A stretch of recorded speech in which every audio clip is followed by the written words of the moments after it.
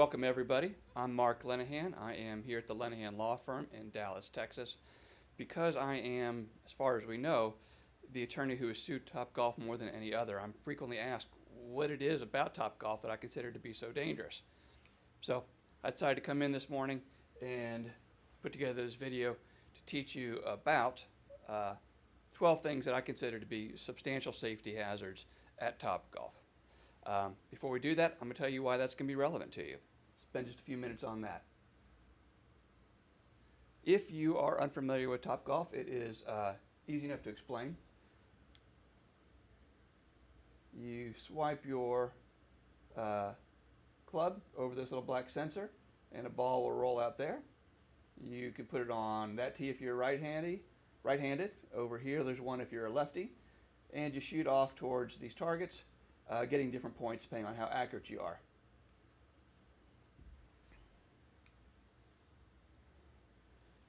Now this is one of TopGolf's old stock photos. You see it in a lot of their original PR. It has, at this location, 3 levels, 1, 2, and 3. Some of their older locations have just 2, and Vegas at least has 4. And we'll come back to this photo in a moment. But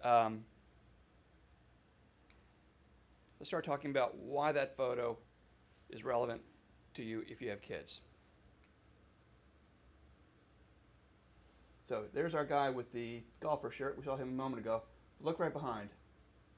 See that little girl there right behind her?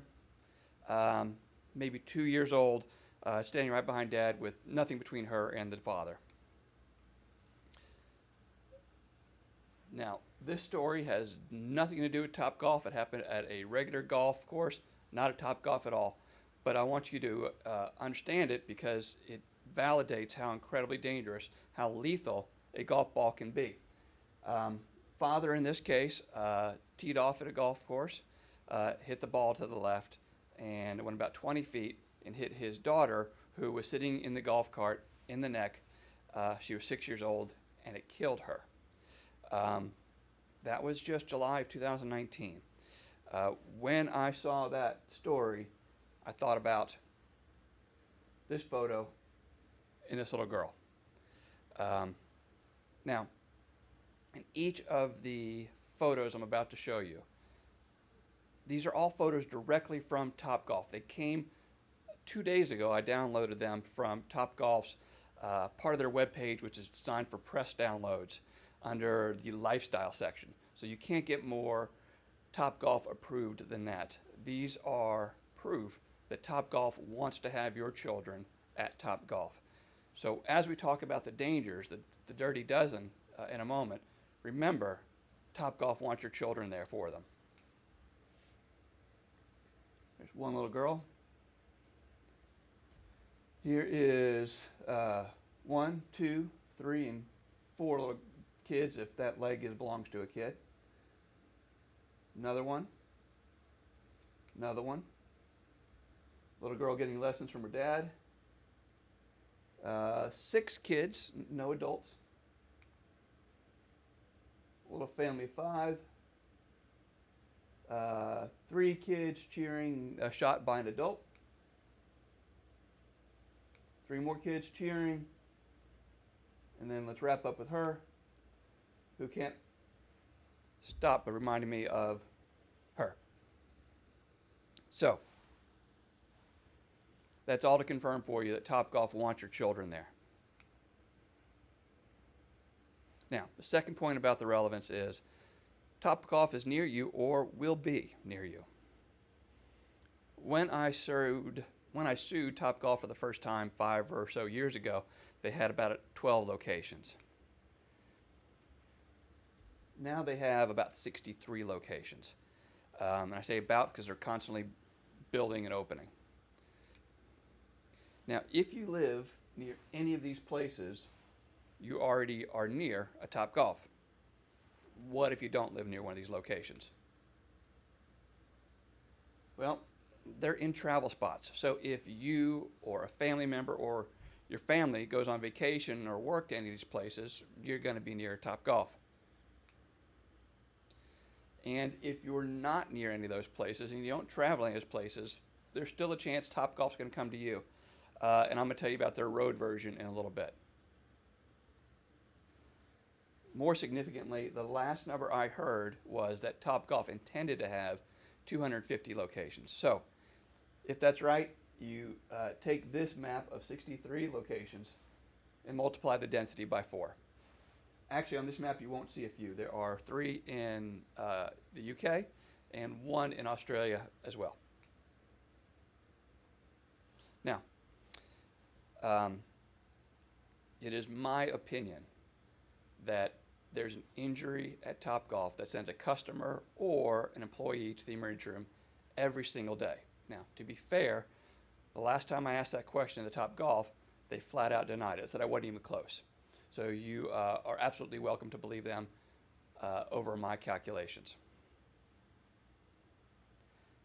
But severe injuries that just I am aware of include 1 partial paralysis, 3 people who have each lost an eye, 1 person who's had multiple facial reconstructions, and then lesser injuries to include multitudes of teeth being knocked out and scars all over the head, wounds, everything else. There's not been a death at TopGolf yet. There's not been. But if they don't change, if they don't do the things that they need to do to make it safer, I think it's inevitable that there's going to be one. And I have warned them that when that happens, if it happens, I am going to take my entire file and I'm going to assemble it accordingly and hand it to the district attorney of the county where it happens and beg that district attorney to prosecute the corporation of TopGolf for criminal homicide because they've known better for a long time and they haven't made the changes they need to make. Okay, let's talk about the dangers themselves. First one. Well, we're going to start where I started, which is with the edge.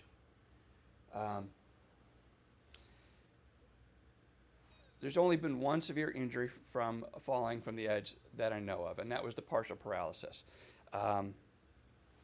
Guests and employees can be hurt by falling into or over the edge. Folks fall into the net or go over the edge for all sorts of reasons. They could have a bad knee. They could have a dizziness problem from diabetes, for example. They can be on high heels. Buddies can throw them in. They can be drunk. They can fall while trying to adjust the equipment, repair a broken tee. A million other reasons you can imagine. So folks go over for all sorts of reasons. Now, the first issue with the edge is these bars here, I-beams. You can see them are, I call them outriggers. The outriggers are unpadded. They're just bare steel. If you hit that with your head or your neck, any part of your spine, it could be life-changing or life-ending. Now, to their credit, I saw a photo very recently of at least 1 location that has padded those outriggers. That's great. It's much better than a bare outrigger, but it certainly isn't going to stop a severe injury. It may lessen the odds of it, but it's a long way to go. OSHA would have, at any construction site you see where they build fall netting for the building, the requirement is that when a person hits the net, they can't hit the thing that is holding the net up. That's just not a rule that TopGolf incorporated in any way, as you can see. Now, the second problem with the edge is what happened in the partial paralysis case, is that you can go over. Now, TopGolf says you can't, but you can, and here's what we found. We found this video. See if I can get you to see it again here. This was a secret video. We weren't supposed to have it. When we discovered it, we forced them to produce it, and you can see how easily somebody can go over the edge.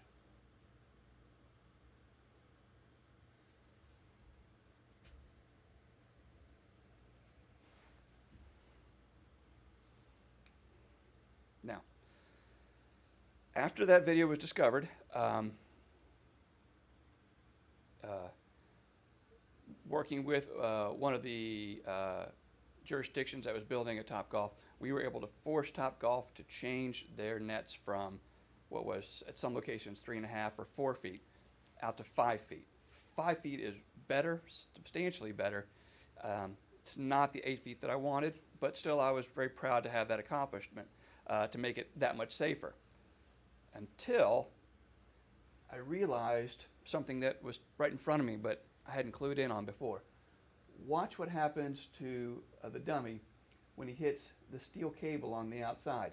Hitting a steel cable itself can be enough to snap your spine or break your neck.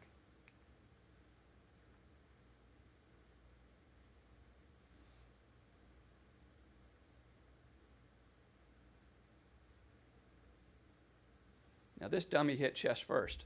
It's far more likely that a customer would hit face up, therefore hitting their spine first.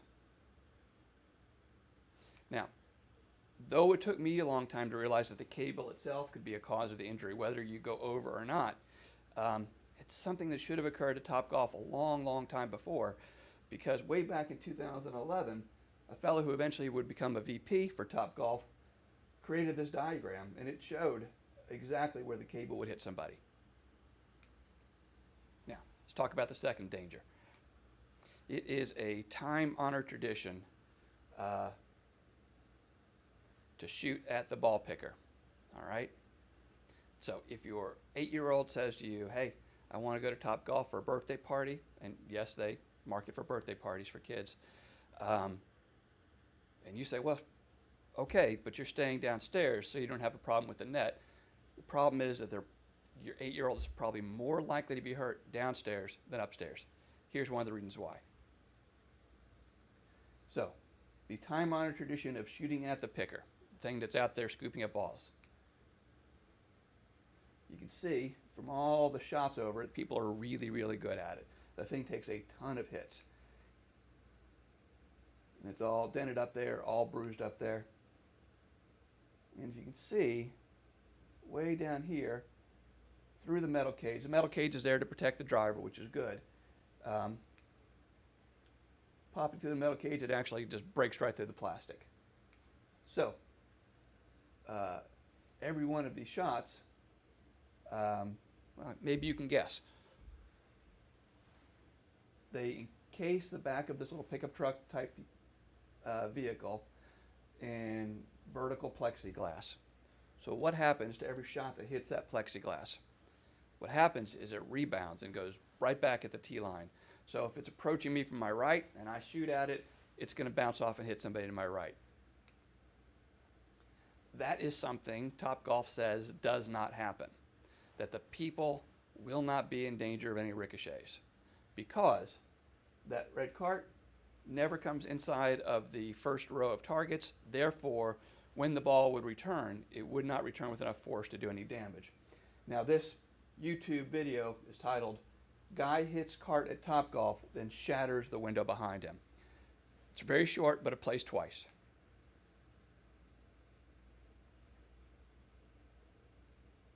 And there's the ball back again.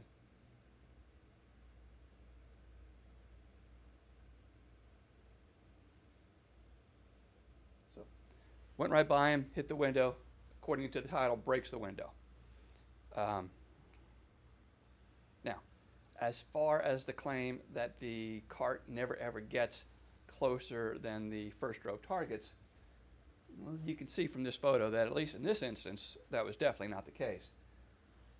But if you just look at the geography of any TopGolf, you can know for sure that it's always false.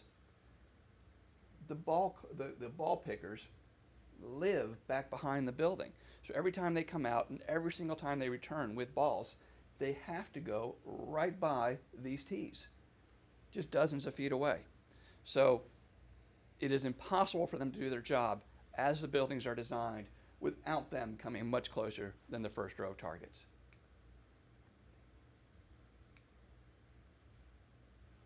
Snap. The golf clubs snap unexpectedly. They snap, and when they do, they can become spears, or they can become cannonballs if it's just the club head flying. Now this photo is not from TopGolf. I do not have a photo I can show you of a club broken at TopGolf. But I can tell you this. One time when it happened and turned into a spear, it took a person's eye. Another time when it happened, it's lacerated a child's head. Another time, that was also another spear incident. A time when it was just the club head flying, it caused a head wound. Those instances like this, where a shaft or club can cause a catastrophic injury, that'll probably be the kind of case that we can use to make TopGolf make its most significant changes. So don't want it to happen. It's going to happen soon enough, and when it does, I hope the family of the injured family gives me a call and see if we can't fix a lot of things about TopGolf by using that case, because this is going to keep on happening. And just think about why. A regular golf club, even with an avid golfer, is just not used that many times. Maybe get out 20, 30 times a year and pull your club, any one club, half a dozen times during your round. Well, the clubs at TopGolf can be used hundreds of times a day by people who are not avid golfers, who do not care for the clubs the way they would if it was their own, and who, hit the ground hard, accidentally, on purpose, all sorts of things. All right, let's talk about this. The tee lines are cement everywhere. Only the tee itself is a grass carpet. When weather comes in, and TopGolf doesn't close for bad weather, these surfaces get wet and slippery, and people fall hard. And that's not going to be a surprise to TopGolf either, because way back in one of their earlier properties, they were warned that their polished concrete, when wet, would be in the dangerously slippery category. They knew that. Now, this is not TopGolf. This is a different range, and you can see that they carpet everywhere. That's a much safer area for somebody to walk on. Far less slippery, and if it's padded, even you can go down softer. And it has the added benefit of always keeping the tee right where it's supposed to be. All right, so you're saying to yourself, well, I'm not going to TopGolf, so I'm completely safe. Well, again, no, you're not. This is a property where I've gotten calls about people in the parking lots for this building who have balls coming over into their parking lot. Let's take a closer look. Now, ask yourself, as I do, if a ball could make it into the parking lot, is it also making it into the road? Now, I've not heard of a instance where a ball has caused an accident on the road, but I don't see how it could be any other way. Eventually it's going to happen. Now, it's the nature of TopGolf that they build their properties differently than other golf ranges. Golf ranges are traditionally low profit properties, businesses, so they're kind of built out in remote areas, out in the suburbs, where the dirt is cheap and you can make a profit without having to spend a lot on the dirt itself. TopGolf has a different marketing business plan. They shoehorn their properties into densely populated areas right near highways so they can be seen. So there's frequently roads situated as this one is. Now, let's consider a property right here in the Dallas area. Here again is a road along the side. Tee off from here, shoot in this direction, and well, down here is a little park. You can't see it in this older photo, but there's now a gazebo there and a little sidewalk that runs through here, because this is a neighborhood that's being built. Let's zoom in on this park area here, because that is exactly where this video was shot 2 days ago. This will give you an idea of how many balls have made it over that net. Every couple of steps, this fella is picking up balls. There are literally hundreds of them out there. Hundreds. By the way, who is this fellow? This is the first customer to have lost his eye. And that happened through a miss hit inside, not outside like this. But you can see that how frustrating it is for him that they still have such dangerous ways. Again, so right about here is where that video was shot, and right here is where the gazebo is. The sidewalk that winds all through here serves this neighborhood and apartment complex here, even though there's going to be kids playing there as that neighborhood gets developed. There's going to be balls flying in their way. Now, let's talk about the density of TopGolf. When TopGolf originally opened, you can see 2 tees there. They would have 2 seats per tee. 1, 2. All right? So maybe 3 people per tee if there's 1 person on and 2 people back there. They decided they were not making enough money with that model. So they decided to add as many people as the fire marshal would allow them to add under that configuration, which was, let's come back to that. So that old model, golf-focused model, is one that's still honored by this outfit, 21 Golf. You can see here, there's 1 seat behind each tee, just 1.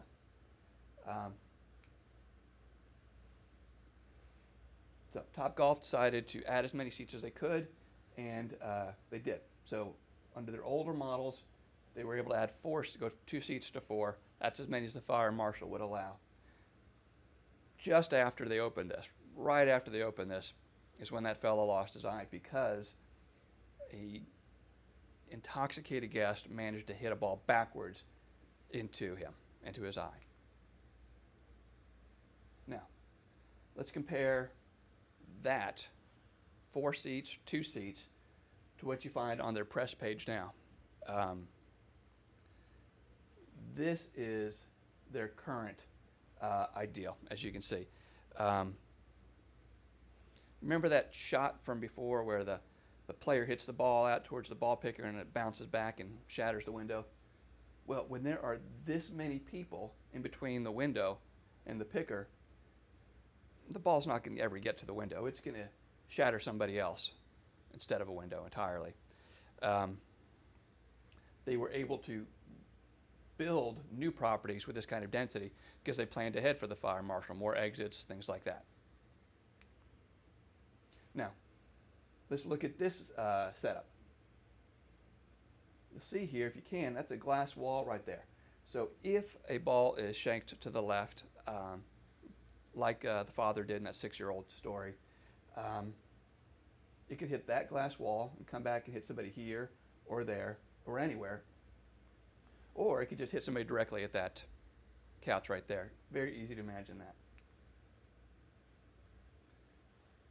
And sometimes these things work in combination. There was a player who had been previously hit while standing at the tee by somebody over there. So his next time up, at a later time up, he placed farther over to try to give himself more space between him and the people that hit him. In doing so, he got closer to people over here. And he hit another guest. And that's the third person to lose an eye. One from the ball going backwards, one from the spear in the eye, and this one from the club from the guest who had to move over to protect himself from being hit elsewhere. Let's talk about mishits. A little bit, you just got an idea of the problem. So let's now talk about what other properties, other businesses do to protect their customers and their employees from mishits. This is New York City, Chelsea Piers. You can see that they have, from ground to sky, a complete protection between each bay. There's no way a ball can get from there to there directly. This property has no seating behind and high dividers between each bay. This one has minimal seating behind each bay and actual barriers to protect any direct shots going backwards, plus the high dividers. You can see how far away they are up front there.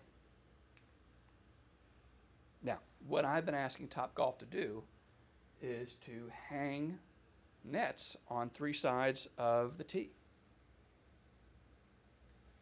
Like that, in that position. That way no balls can get to the folks back here directly. Truth is, they're not going to do that unless the right lawsuit punishes them or the right city council makes them. Now, one of the maddening things about this, you all recognize this as a batting cage for, a pitching machine. When TopGolf took over one of the Dallas properties, this was already there, and they kept it. So they know about netting, protecting people from projectile balls. I am going to bet that nobody has ever lost an eye because of a ball from inside hurting somebody on the outside. Now, next one is an easy one to overlook. It's the dispenser itself.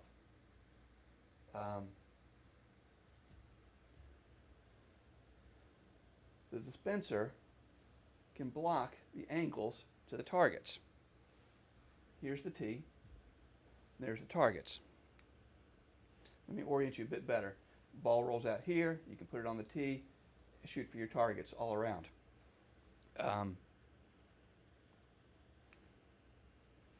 As you can see, the dispenser takes a lot of shots. Lots and lots of people hit an imperfect shot. Even Tiger Woods hits an imperfect shot, and it can bounce up. When it does, it can come right back at you.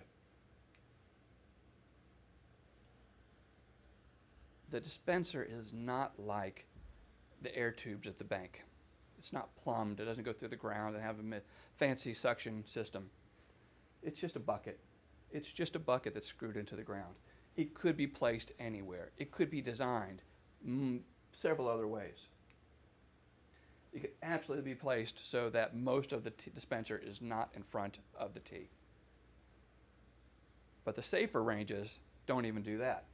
They have the dispenser computer controlled back here, and it automatically tees. Hit the ball, comes up from the ground. Hit the ball, comes up from the ground. This fella has one ball in the air, and the new one's already waiting for him. Let's talk about this. This dude completely missed the ball. Can you see that? Still right there on the tee. And there's his club. His club is flying off to the left, but the truth is they go in every direction. Once a club went so far backwards that it hit somebody about 20 feet away, shattering her face. She's now had multiple reconstructive surgeries. Now, you can guess some of the reasons this happens. As we said, very few avid golfers at TopGolf, very few. So people are sloppier with their clubs. Booze, of course. We're going to talk about booze some more in a bit. But this one is not so, doesn't come to mind right away. But the truth is, TopGolf sells a ton of chicken wings. Chicken wings means greasy hands. Greasy hands mean greasy clubs, either for the golfer or for the person who grabs the club next.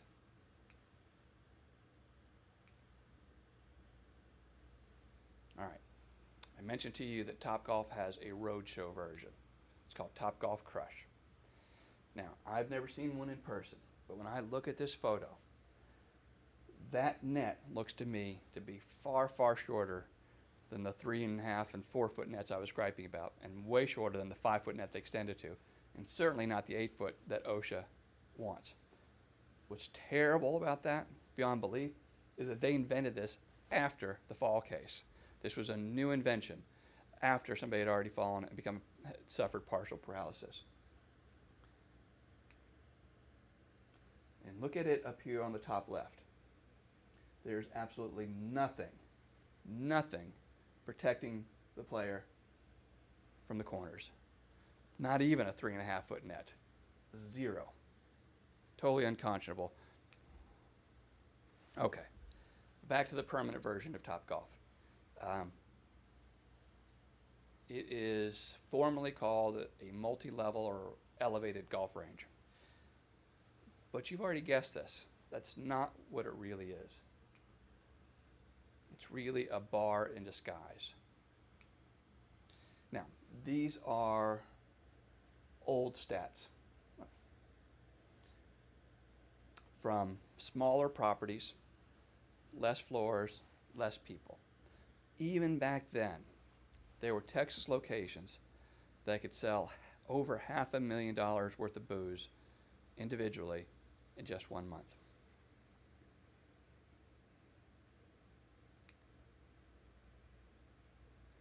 That is not a drink you're going to find at an ordinary golf range.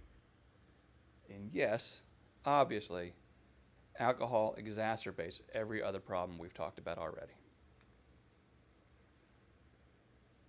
Now, let's go back to, you'll recognize this diagram and that photo from before.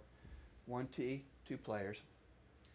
They are making way more money under their current business model because they wanted to sell as much food and booze as they could per square foot. You do that by squeezing as many people in, which they do in their new models. Well, how much is that? In this photo from their own website, their PR stuff, I count 10 people. Of those 10 people, I count 13 drinks. All right, the last one. How TopGolf hires people. It is not the traditional, bring in your resume, I'm going to call your prior employers and see how they liked you. They interview party style. That's a big problem because the restaurant employees have an important role in safety. They have to be the ones to make sure that drinking is moderated so that people don't get on the road, kill themselves, kill families. But TopGolf advertises its hiring events as parties.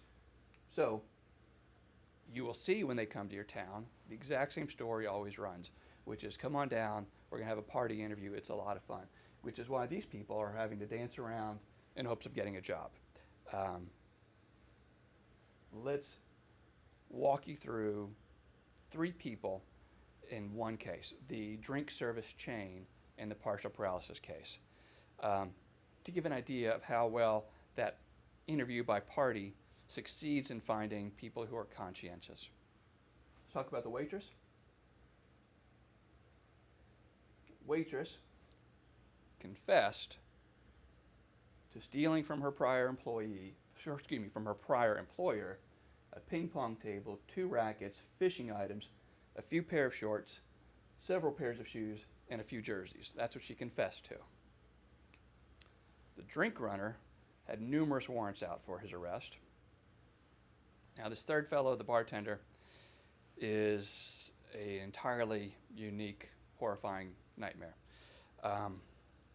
Had TopGolf contacted his prior employer, hopefully his prior employer would have done something to not recommend him, to give them a hint that they believed he was harassing a female employee that worked there at a Mexican restaurant. Now, what I'm going to tell you about, that happened before TopGolf, and what I'm about to tell you next happened after he left TopGolf. All right? So the harassment was before TopGolf, and this next story was after TopGolf.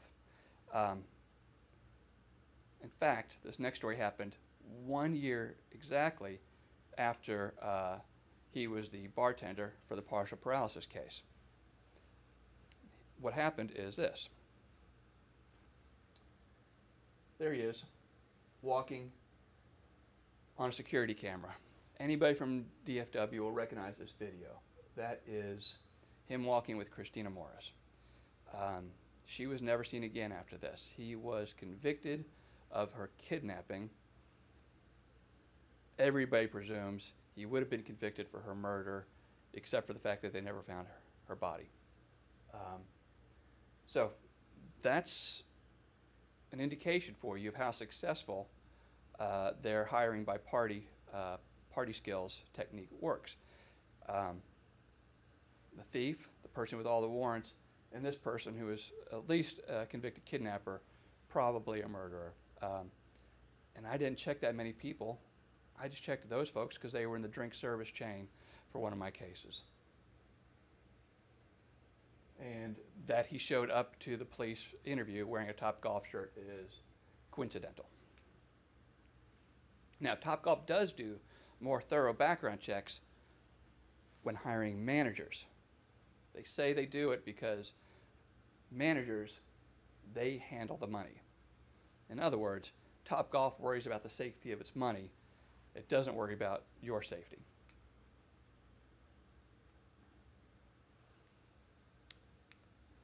That's it. You made it through an introduction of the 12 dangers that come to my mind when I think of TopGolf. If you want to talk more about any of them, you call me up. I'll be glad to walk you through all the details, all the things that concern me. I am Marc Lenahan. That's our toll-free number. We're always here for you.